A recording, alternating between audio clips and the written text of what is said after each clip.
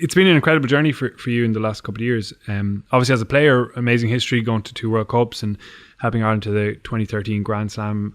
I mean, I guess to jump back to the start of it, how did that translate into refereeing, something that a lot of players probably don't imagine getting into when they're the ones giving out about referees?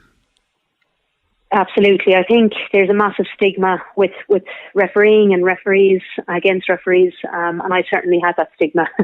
Okay. And I had no interest. I didn't even contemplate refereeing in the first place. I got approached by Dave McHugh, who ended up being my mentor for many years, who refereed in 3 World Cups himself, a legend in his own right. And yeah, I just said to him, look, I didn't know him very well. And I said, Dave, I've dedicated 11 years of my life to rugby, and I'm just literally hanging up the boots, and you're coming at me with something with just as much commitment. And I kind of laughed. And in fairness to him, he probably knew, because it takes a certain character to last that long and give that much commitment. And I suppose referees, you have similar commitments. Well, you have if not more commitments, but you still have to have the same characteristics. And he said to me, look, I'll give you 8 months, and if knowing you, I would think that you would be looking for another challenge. And it's still at that rate. I had no interest. I didn't really want to go down that line, and nor I didn't think I'd enjoy it.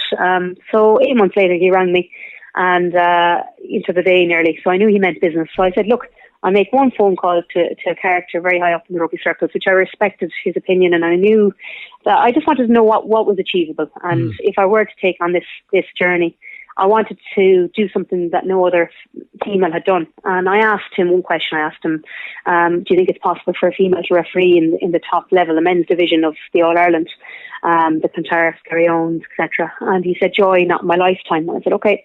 And I respected his opinion. I still respect his opinion to this day. I just put the phone down, and I picked it up to Dave McHugh, and I said, I'm in.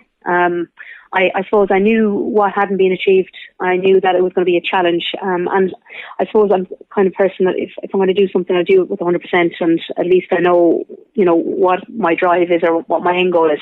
Yeah. And thankfully, I rested that game a few years ago.